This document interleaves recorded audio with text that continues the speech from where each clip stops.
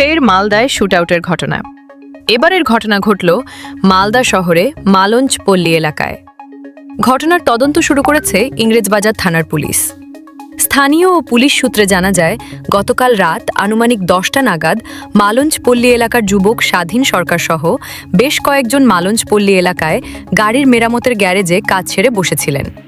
সেই সময় মালদীপ আগারওয়াল নামে এক যুবক, যার বাড়ি গয়েশপুর ঝলঝলিয়া এলাকায়, হঠাৎই এসে স্বাধীন সরকার নামে ওই যুবকে অকথ্য ভাষায় গালিগালাজ করে। এই নিয়ে শুরু হয় তাদের মধ্যে কথা কাটাকাটি। স্বাধীন সরকারের অভিযোগ, মালদীপ আগারওয়াল বলে যে 5 মিনিটের মধ্যে সকলকে মার্ডার করবে এ বলে চলে যায়।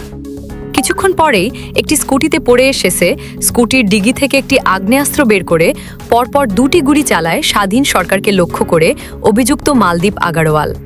তবে অল্পের জন্য প্রাণে রক্ষা পেলেন স্বাধীন সরকার সহ তার বন্ধুরা। এরপরই অভিযুক্ত যুবক ঘটনাস্থল থেকে পালিয়ে যায় বলে জানা যায়। অভিযুক্তের বিরুদ্ধে ইংরেজবাজার থানায় লিখিত অভিযোগ করেন স্বাধীন সরকার। ঘটনার তদন্ত নেমে ঘটনাস্থল থেকে একটি আগ্নেয়াস্ত্রের খোল উদ্ধার করে পুলিশ, পাশাপাশি আশেপাশের সমস্ত সিসি ক্যামেরা খতিয়ে দেখছে ইংরেজবাজার থানার পুলিশ। আমাদের গ্যারেজ, আমরা কাজ করি এখানে গ্যারেজে। মনদীপ আগরওয়াল বলে একজন আছেন, আমার দাদার পরিচিত, ঠিক আছে। তো ও মাঝে মধ্যে আসে এখানে, মাঝে মধ্যে আসে, আমাদের সঙ্গে সম্পর্ক আছে। কালকে হঠাৎ করে রাত্রেবেলা এসেছে, আমরা গাড়ির গ্যারেজে কাজ করছিলাম।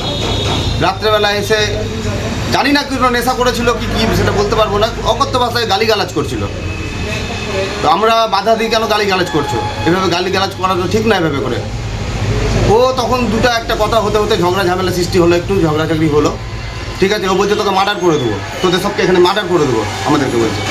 বলে ও ওই স্কুটি নিয়ে চলে গেল। তার কিছুক্ষণ পরে এসে এখানটা থেকে দাঁড়িয়ে স্কুটির ডিক্কি থেকে পিস্তল বের করে আমাদের দিকে দুটা ফায়ার করেছে। একটা বুলেট আমরা পেয়েছি এখানে, ওটা থানাতে আমরা স্যারকে দিয়েছি। কারো কি লেগেছে? না, ক্ষতি হয়নি কারুর, বেঁচে গেছে। হ্যাঁ, আমরা পালিয়ে যাই এখান থেকে। থানায় জানিয়েছেন? হ্যাঁ, থানাতে আমরা করেছি। কি চাইছেন সেটা বলতে পারবো না কি চাইছেন। আপনারা কি চাইছেন? আমরা ন্যায্য বিচার চাইছি। বলছি, ওই কি কোনো রাজনৈতিক দলের সঙ্গে যুক্ত? সেটা বলতে পারবো না, রাজনৈতিক দলের সঙ্গে যুক্ত না, আমাদের সেরকম তো পরিচিত না, ও আমার দাদার পরিচিত।